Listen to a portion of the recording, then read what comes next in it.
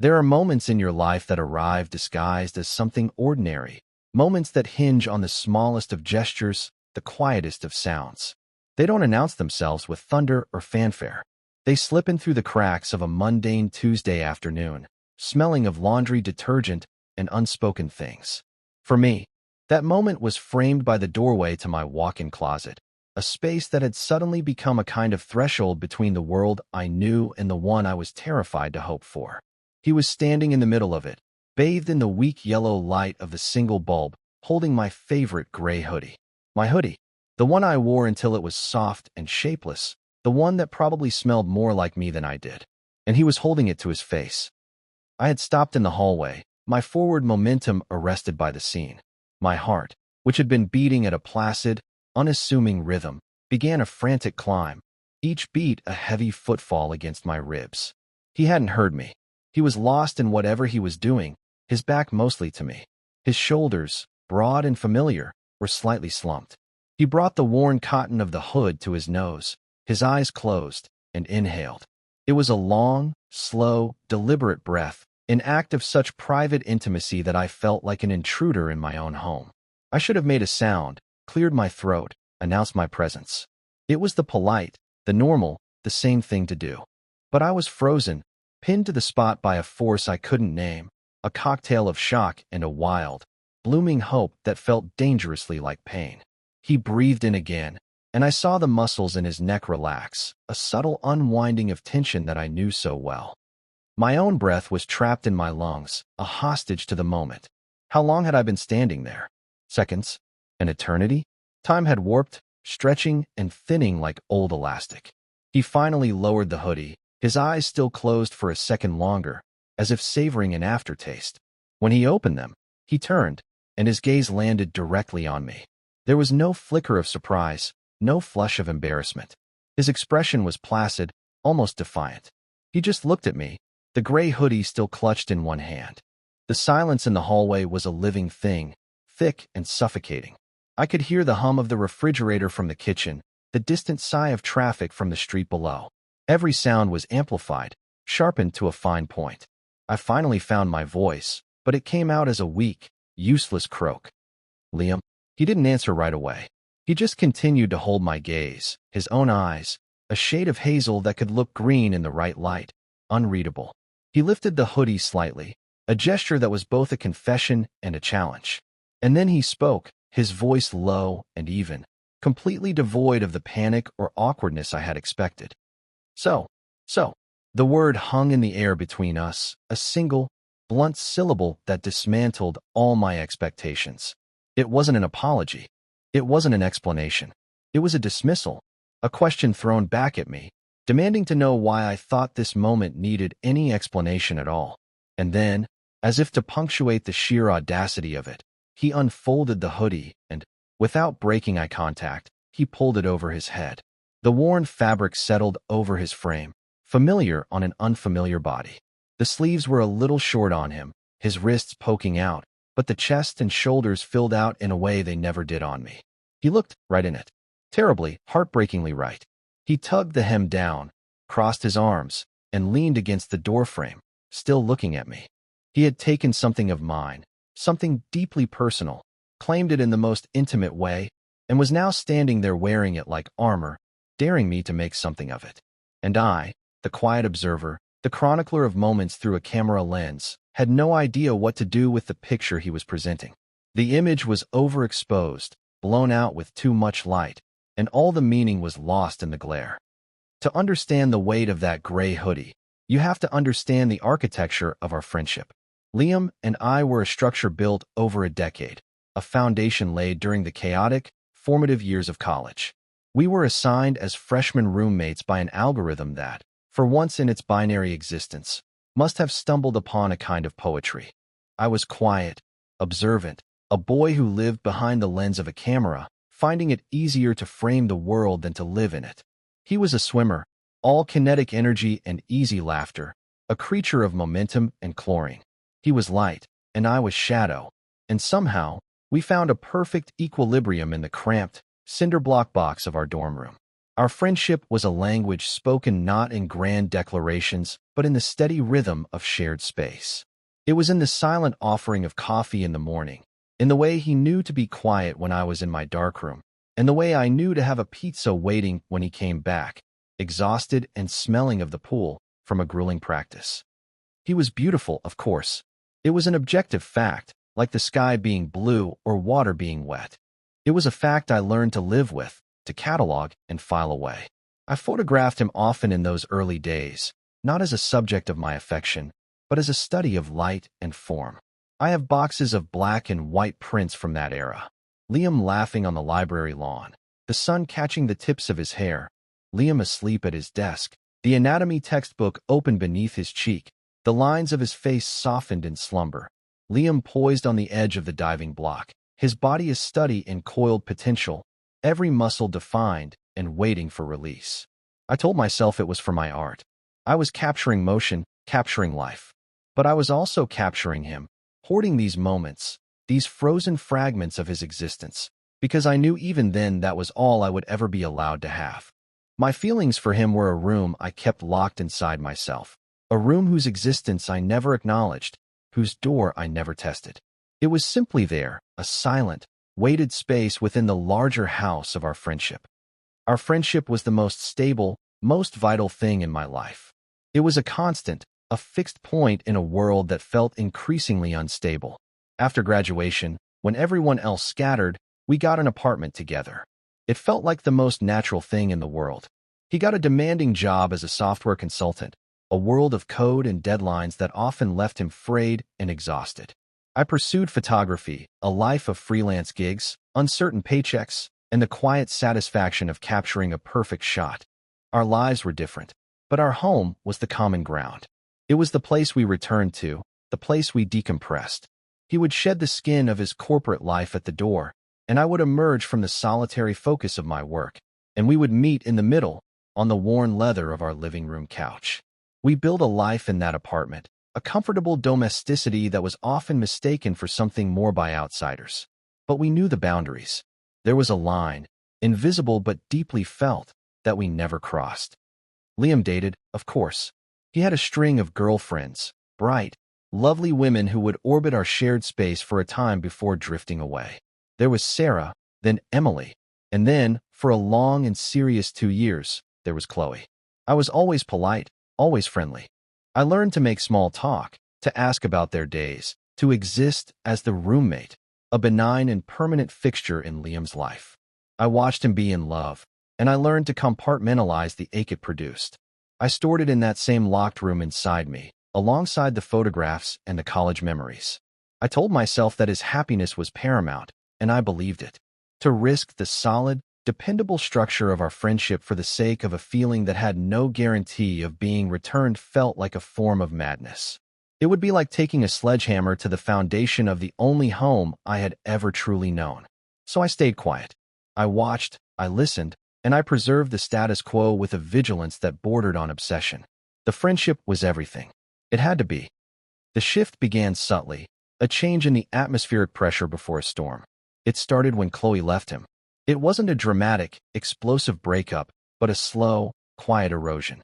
She wanted marriage, a house in the suburbs, a future he wasn't ready to commit to.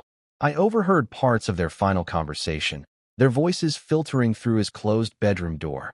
Not the words, but the tones. Her pleading, his quiet, stubborn refusal. When she moved her things out a week later, the apartment felt unnaturally large, filled with a hollow, echoing silence. Liam didn't talk about it, not really. He just became quieter. The easy laughter that was his default setting faded, replaced by a deep, weary stillness. He would come home from work, drop his bag by the door, and just stand in the living room for a long moment, as if the energy required to take another step was too much to summon. He started spending more time in the common areas, as if his own room, with its ghosts of Chloe and the future he had rejected, was uninhabitable. He would sit on the couch while I edited photos, not speaking, just watching the images flash across my screen.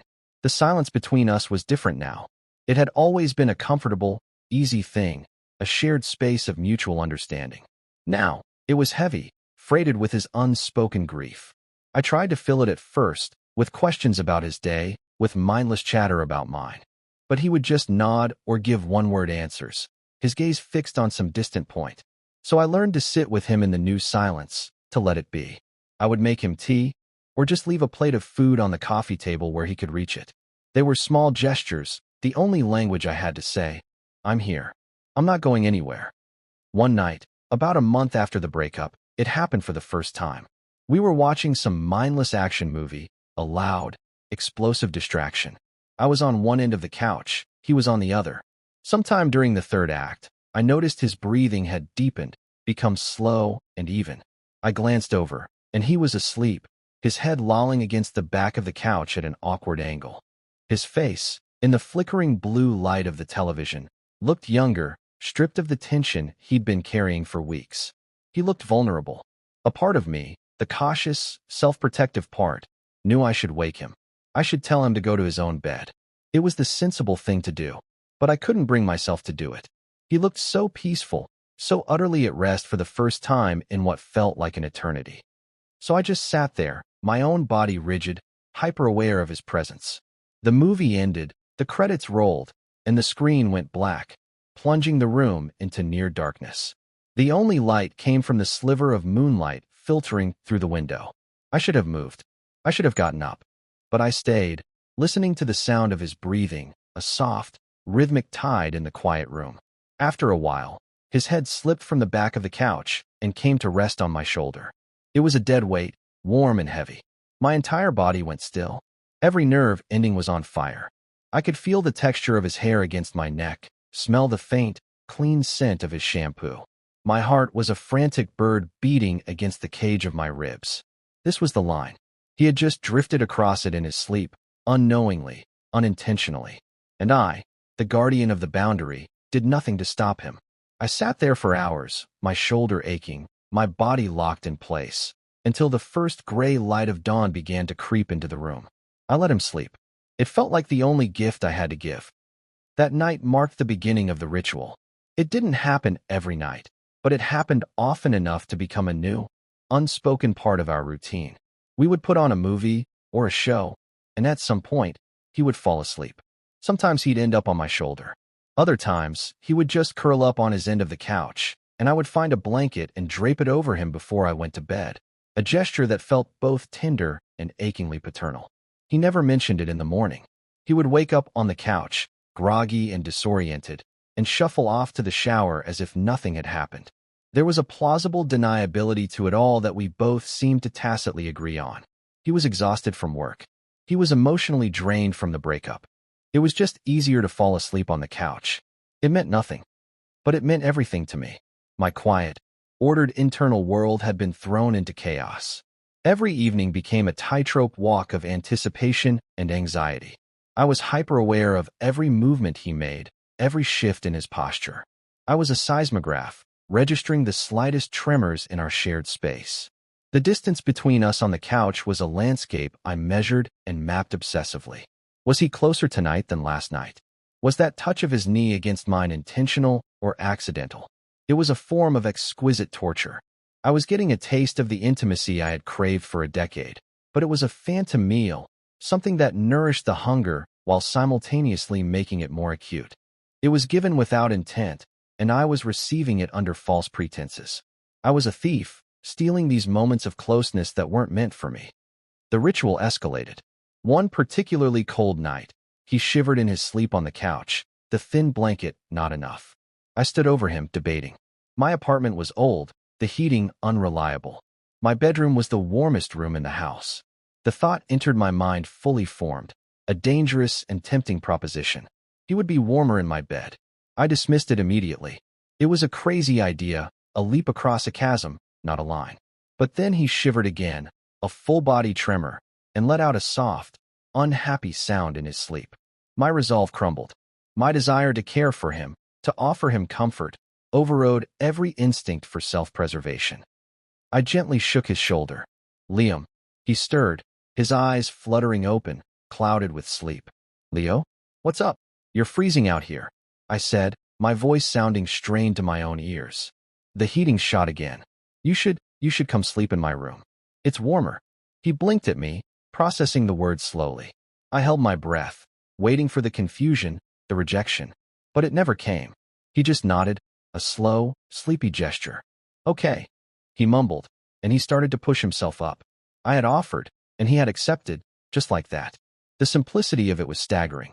I led the way to my room, my heart hammering against my ribs.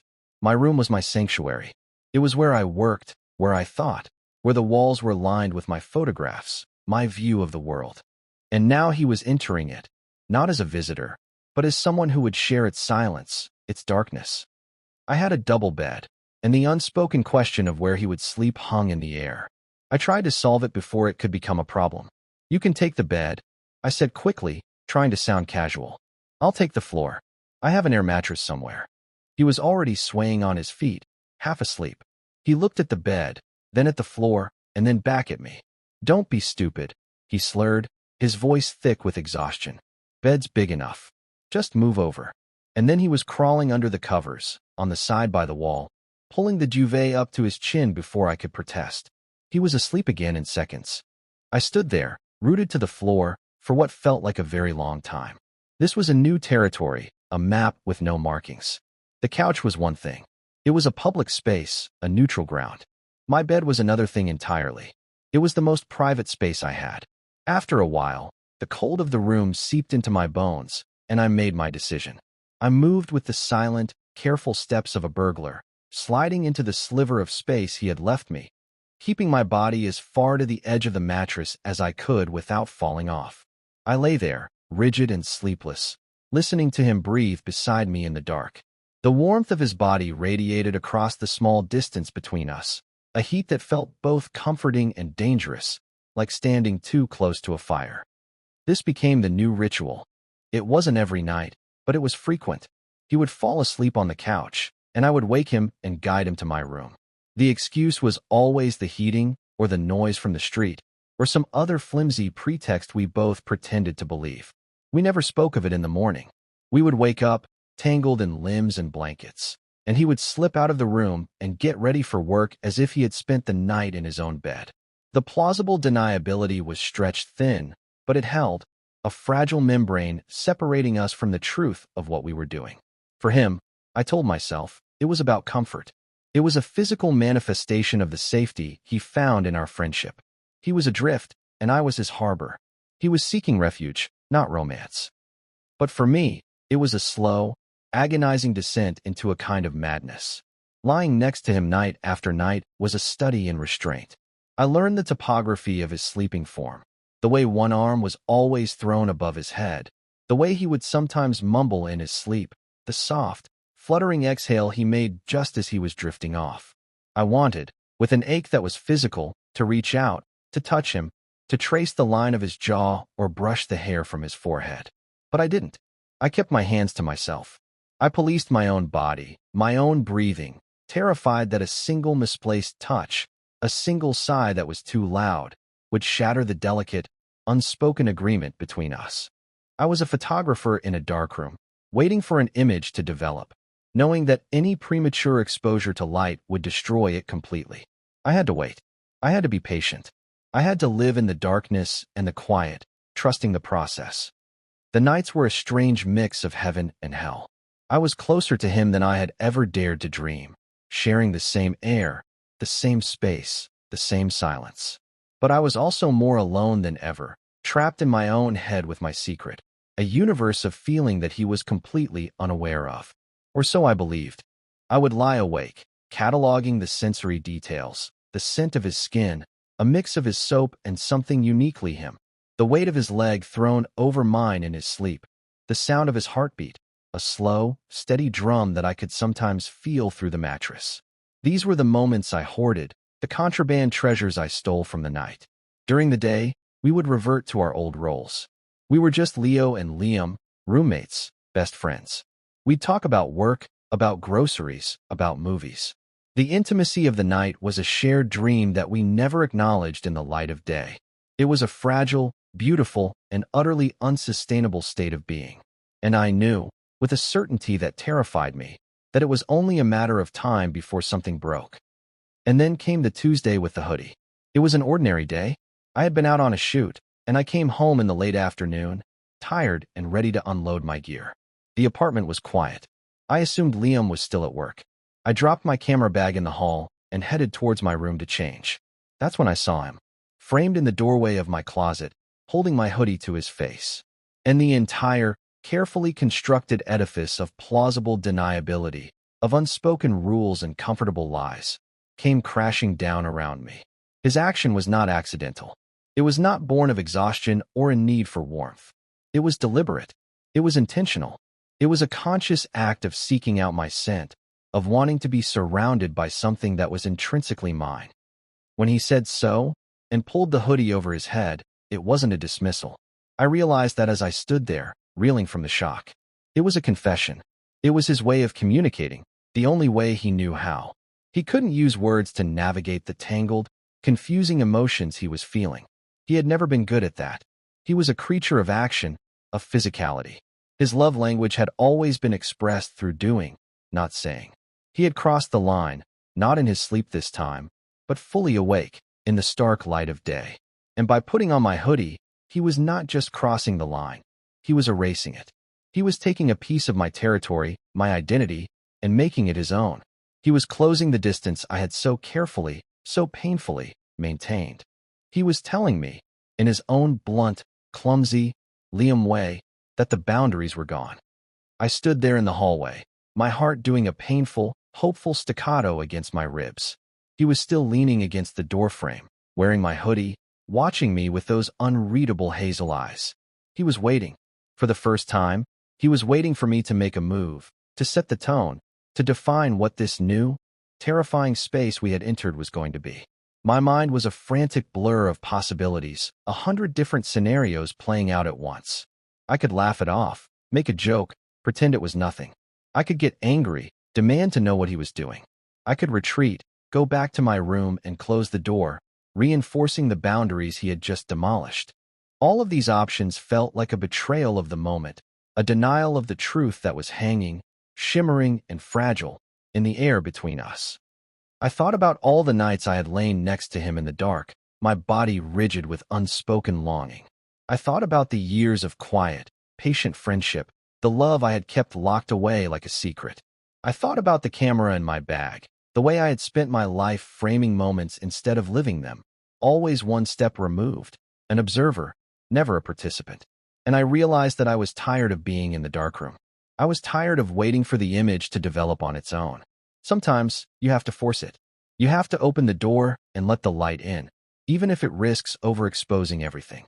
I took a breath, and then I took a step forward, and another, until I was standing directly in front of him, so close I could see the faint flecks of green in his eyes.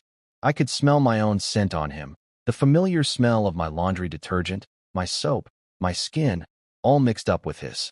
It was dizzying, disorienting. He didn't move. He just washed my face, his own expression a mask of nervous anticipation. I slowly lifted my hand, my fingers trembling slightly, and I rested it on his chest, right over his heart. I could feel the steady, solid beat of it beneath my palm, a rhythm that was faster than usual. His heart was betraying the calm facade he was presenting. He was just as scared as I was. "It looks better on you," I said, my voice barely a whisper. A flicker of something, relief, surprise, crossed his face. A small, shaky smile touched his lips. Yeah, I confirmed. I let my hand slide up from his chest, over the soft, worn cotton of the hoodie, until my fingers brushed against the side of his neck. His skin was warm. He leaned into my touch, a subtle, almost imperceptible movement, but I felt it. It was a surrender, an invitation. His eyes fluttered shut, the same way they did when he held the hoodie to his face just moments before. He was trusting me. He had demolished the walls, and now he was standing in the rubble, unarmed, waiting to see what I would do. The air was thick with questions, with years of unspoken feelings. But for the first time, the questions didn't feel like a burden. They felt like a beginning. I closed the remaining distance between us. The kiss was not a dramatic, passionate collision. It was soft, hesitant, a question asked with lips instead of words. It was a moment of profound, terrifying stillness. For a second, he was completely motionless, and a cold wave of panic washed over me. I had misread everything. I had made a catastrophic mistake. I started to pull back, my mind screaming at my own stupidity, but then his hand came up and cupped the back of my neck, his fingers tangling in my hair, holding me there. He kissed me back, a gentle, searching pressure that spoke of uncertainty and a deep, undeniable longing. It was a kiss that tasted of relief, of homecoming. It was the end of a decade of silence. We stood there in the hallway, in the fading afternoon light, and we dismantled the old world and began to build a new one, right there in the space between one breath and the next. The aftermath was not the seamless, cinematic fade to black I might have hoped for. Instead, it was awkward and silent and terrifying. After the kiss, we broke apart, and the reality of what had just happened seemed to descend on Liam like a physical weight. The brief, beautiful confidence he had worn along with my hoodie evaporated, leaving him looking lost and scared. He wouldn't meet my eyes. He just stared at a spot on the floor, his hand that had been on my neck now hanging limply at his side. The silence stretched, thin and brittle, and I felt the hope that had soared in my chest begin to plummet. I have to, he started, but he didn't finish the sentence. He just turned and walked away, not to his room, but out the front door of the apartment, the door closing with a soft, definitive click behind him. He was still wearing my hoodie. I stood there, alone in the hallway, the ghost of his touch still warm on my skin, my heart a leaden weight in my chest. I had let the light in, and it had seemingly burned everything to the ground.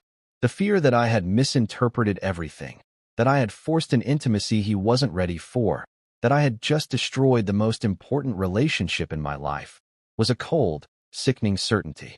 The next few hours were some of the longest of my life. I paced the apartment. I tried to edit photos but couldn't focus. I replayed the moment in the hallway over and over again, analyzing every frame, every flicker of his expression, searching for the exact point where I had gone so wrong. He came back late, well after midnight. I was on the couch, pretending to read, the book lying unopened in my lap.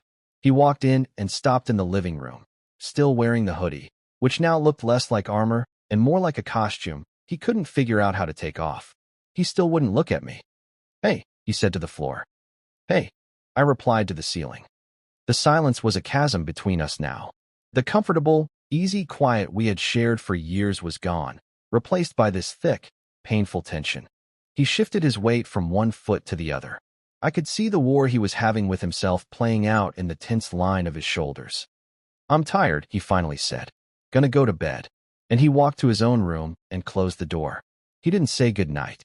He didn't make a move towards my room.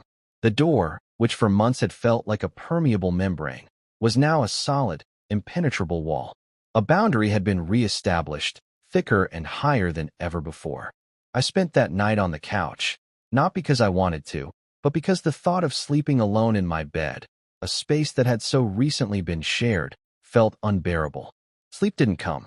I just lay there in the dark, listening to the silence from his room, feeling the profound, crushing weight of his absence. The harbor had been closed, and I was lost at sea. The next few days were a masterclass in avoidance. We moved around each other in the apartment like ghosts, occupying the same space, but never at the same time. If I was in the kitchen, he was in his room. If he came out to get a glass of water, I would suddenly find something urgent to do in my darkroom. We communicated in brief, functional sentences. "Did you pay the electric bill?" "We're out of milk." The warmth, the ease, the entire foundation of our friendship had vanished, replaced by this polite, excruciating choreography of distance. The hoodie reappeared, washed and folded, on a chair in my room. A peace offering or a surrender? I couldn't tell. I couldn't bring myself to wear it. It felt like an artifact from another life. I was oscillating between anger and a deep, cavernous hurt. I was angry at him for his cowardice, for initiating something so profound and then running from it, for demolishing our world and then leaving me to stand alone in the wreckage. But mostly I was hurt that he couldn't talk to me. After a decade of friendship, of being the one person he could supposedly count on for anything, he had shut me out completely. The silence was more painful than any argument could have been. It was a negation of everything we had been to each other. I felt like a fool. I had built up this entire narrative in my head, interpreting his need for comfort as a burgeoning romantic love, only to have him prove that it was nothing more than a temporary port in a storm. He had used my comfort, my warmth, my bed, and now that the storm was passing, he was ready to set sail again, leaving me on the shore. After a week of this Cold War, I couldn't take it anymore. The misery was a physical presence in the apartment, a toxic mold growing in the corners. It was suffocating me. I knew that if I didn't do something, if I didn't force a confrontation, our friendship would die this slow, silent death, and I would be left wondering for the rest of my life what had happened. I had to know, even if the truth was the one I feared the most. That evening, I waited for him to come home from work. I sat on the couch, my heart a nervous drum, and when he walked in, I didn't let him retreat to his room. "Liam, we need to talk." He froze, his hand on his bedroom doorknob. He let out a long, weary sigh, the sound of a man being called to his own execution. He turned around slowly, his face etched with a familiar exhaustion, but this time it wasn't from his job. It was from the emotional weight of the past week. He wouldn't meet my eyes. "There's nothing to talk about, Leo," he said, his voice quiet. "Isn't there?" I asked, and I was surprised by the steadiness of my own voice. The hurt was still there, but it had been forged into a kind of resolve. "You can't just kiss me, Liam, and then pretend it didn't happen. You can't just crawl into my bed for 2 months and then act like I'm a stranger. You don't get to do that. Not to me." He finally looked at me then, and his eyes were full of a miserable confusion that almost broke my heart all over again. "I don't know what you want me to say. I want you to be honest," I said, my voice cracking slightly on the last word. "That's all I've ever wanted. Just tell me what's going on in your head. If it was a mistake, just say it. If you were just confused or lonely after Chloe, just say it. I can take it. I can. But what I can't take is this silence. This pretending like the last few months, like the last 10 years, meant nothing." He sank down onto the armchair opposite the couch, running a hand through his hair in a gesture of pure frustration. "It wasn't a mistake," he said, so quietly I almost didn't hear him. "And it wasn't just because of Chloe. Not really." He looked up at me, his gaze direct and filled with a raw, painful vulnerability. "I don't know what I'm doing, Leo. I've spent my whole life on a track. You know? Go to school, get good grades, swim, get a good job, get a girlfriend, get married. It was all laid out. A checklist. And when Chloe wanted to check off that next box, I panicked. Because it didn't feel right. None of it felt right." He took a deep breath, the words starting to come faster now, as if a dam had broken. "And then she was gone, and the track disappeared, and I was just lost. And the only thing that felt solid, the only thing that felt real, was you. Coming home to you. Sitting here in the quiet with you. It was like all the noise in my head finally stopped. And sleeping next to you." He paused, his cheeks flushing slightly. "It was the only real sleep I'd had in years. I felt safe." He looked down at his hands. "I didn't understand it. I still don't, not really. I just knew I needed to be close to you. And the hoodie, that was stupid. I missed you during the day. And it smelled like you. It smelled like home. And when you found me, I don't know what I thought. And then I kissed you, and it was the first thing that's felt right in a very, very long time. And that scared the hell out of me." "Why?" I asked softly. "Why did it scare you?" "Because it's not on the checklist," he exclaimed, his voice rising with a kind of desperate frustration. "It's not on the map. You're my best friend, Leo. You're the most important person in my life. And I don't know what this is, and I'm so terrified of messing it up, of losing you, that I thought if I just ignored it, it would go away, and we could go back to how things were." A profound sadness washed over me, but it was mingled with a flicker of understanding. He hadn't been running from me. He had been running from himself, from a feeling that didn't fit into the neat, orderly boxes he had built for his life. He wasn't rejecting me. He was terrified of what accepting this would mean.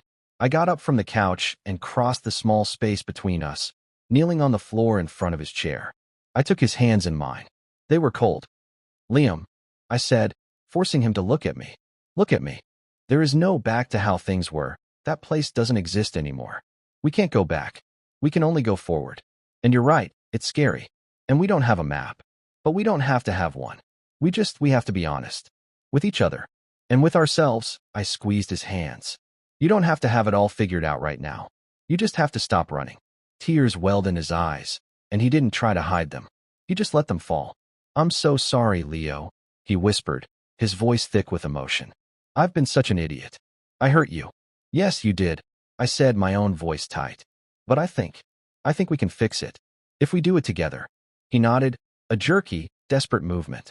He leaned forward and rested his forehead against mine, his hands clutching mine tightly. We stayed like that for a long time, kneeling on the living room floor, two people in the ruins of a friendship, trying to figure out what to build in its place. It wasn't a perfect, storybook resolution. It was messy and uncertain and tinged with the pain of the last week. But it was honest, and it was a start. We had finally stopped speaking in gestures and pretexts and had used our words. We had admitted that we were lost, and we had agreed to be lost together. And in that moment, it felt like enough. It felt like everything. The days that followed were a process of careful, deliberate reconstruction. We didn't fall into an easy, established pattern of a relationship. Instead, we started over, learning a new language. The grand, unspoken gestures were replaced by small, verbal affirmations. "Is it okay if I sit here?" he'd ask, gesturing to the spot next to me on the couch, a space he had occupied 1,000 times before. And I would reply, "Yes, I'd like that." We were building a new foundation, one based on consent and communication, not on assumptions and plausible deniability. It was slower, more methodical, but it felt infinitely stronger. The door to my bedroom remained open, but he didn't cross the threshold until, a few nights after our talk, he asked. He stood in the doorway, looking hesitant. Can I stay with you tonight?" he asked, his voice quiet. There was no pretext of a broken heater or a cold night. It was a simple, honest request, and I gave a simple, honest answer. Yes. That night was different from all the nights that had come before. When we lay down in the dark, there was no rigid line of demarcation down the center of the bed. I turned on my side to face him, and he did the same. In the dim light from the window, I could see his face, the anxiety replaced by a quiet, hopeful calm. I reached out and tucked a strand of hair behind his ear, the gesture feeling natural, earned.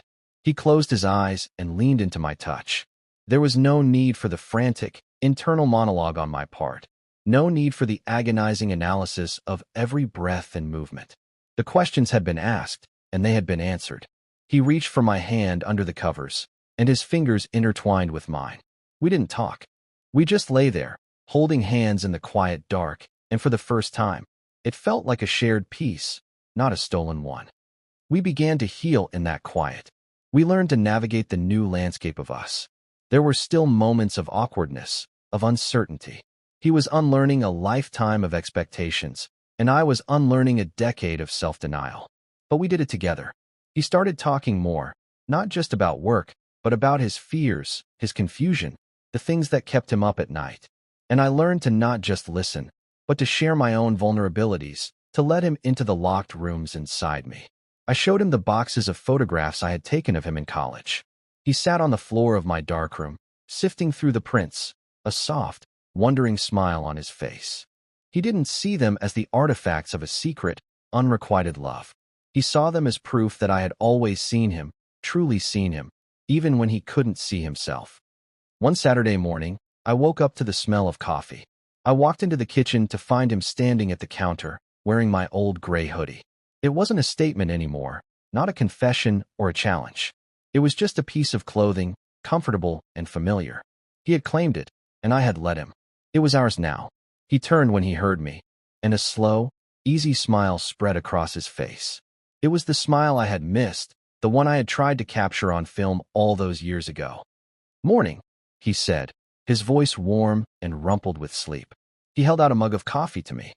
"Morning," I replied, taking it from him. Our fingers brushed, a casual, easy touch that sent a pleasant warmth through me. There was no anxiety, no overthinking. It was just a simple, domestic moment. This was our new normal. It wasn't loud or dramatic. It was quiet, and it was steady. It was the peaceful, beautiful, honest silence we had learned to create together. We had found our way out of the darkroom, not by forcing the exposure, but by learning to adjust the aperture, to let in just the right amount of light, until the image of us came into perfect, brilliant focus. It turned out we didn't need a map after all. We just needed to hold hands and walk forward, trusting that home was not a place on a checklist, but the quiet, steady presence of the person walking beside you.